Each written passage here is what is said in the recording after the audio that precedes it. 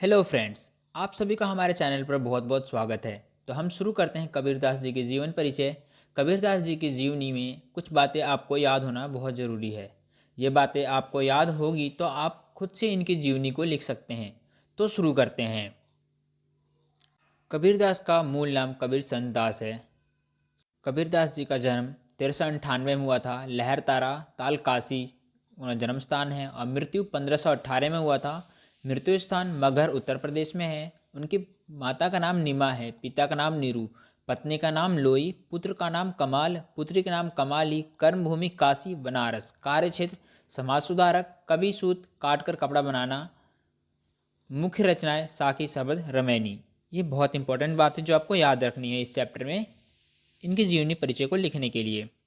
कबीरदास जी के माता पिता के बारे में एक राय नहीं है, फिर भी माना जाता है कि उनका जन्म 1398 में काशी में हुआ था। कुछ लोगों की माने तो वो विधवा ब्राह्मणी के गर्भ से पैदा हुए थे, जिसको भूल से स्वामी रामानंद जी ने पुत्रवती होने का आशीर्वाद दे दिया था। जिसके बाद ब्राह्मणी उस नवजात शिशु को काशी में लहर तारा ताल के पास फेंक आई थी। जिसके बाद पालन पोषण नीमा और नीरू नाम के दो व्यक्ति ने किया था। इसी बालक ने महान संत कबीर बनकर भारत की जन्मभूमि को पवित्र कर दिया। कहा जाता है कबीरदास जन्म से मुसलमान थे और कबीरदास जी रामानंद जी को अपना गुरु बनाना चाहते थे, लेकिन रामानंद जी ने उन्हें अपना गुरु बनने से मना कर दिया था। फिर भी उन्होंने अपना गुरु बना लिया उनको। दरअसल एक बार कबीरदास पंचगंगा घाट की सीढ़ियों पर गिर पड़े। उसी समय स्वामी रामानंद जी गंगा स्नान करने के लिए सीढ़ियों से उतर रहे थे। तभी उनका पैर जाकर कबीरदास जी के शरीर पर पड़ा, जिसके बाद कबीर के मुंह से राम राम शब्द निकला। फिर क्या था, उसी राम को कबीरदास जी ने अपना दीक्षा मंत्र मान लिया और रामानंद जी को अपना गुरु स्वीकार कर लिया। इसके बाद कबीरदास ने कहा कि हम काशी में प्रकट भय हैं, रामानंद चेताए। कहा जाता है कबीरदास जी निरक्षर थे, अर्थात वे पढ़े लिखे नहीं थे, लेकिन वे अन्य बच्चों से एकदम अलग थे।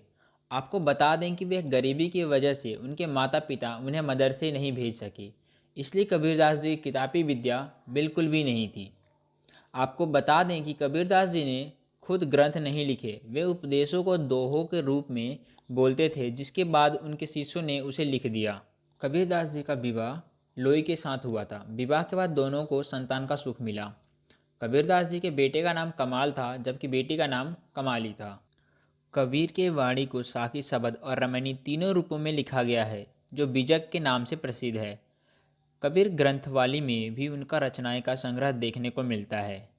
कबीर ने गुरु का स्थान भगवान से बढ़कर बताया है। कबीरदास ने एक जगह पर गुरु को कुम्हार का उदाहरण देते हुए समझाया है कि जो मिट्टी के बर्तन के समान अपने शिष्य को ठोक पीट कर सुघड़ पात्र में बदल देता है। कबीरदास जी ने अपना पूरा जीवन काशी में ही गुजारा, लेकिन वे मरने के समय मगहर चले गए थे। ऐसा माना जाता है कि उस समय लोग मानते थे कि मगहर में मरने से नरक मिलता है और काशी में प्राण त्यागने से स्वर्ग की प्राप्ति होती है। वहीं कबीर को जब अपने आखिरी समय का अंदेशा हो गया, तब वे लोगों की इस धारणा को तोड़ने के लिए मगहर चले गए। ये भी कहा जाता है कि कबीर ने शत्रुओं ने उनको मगहर जाने के लिए मजबूर किया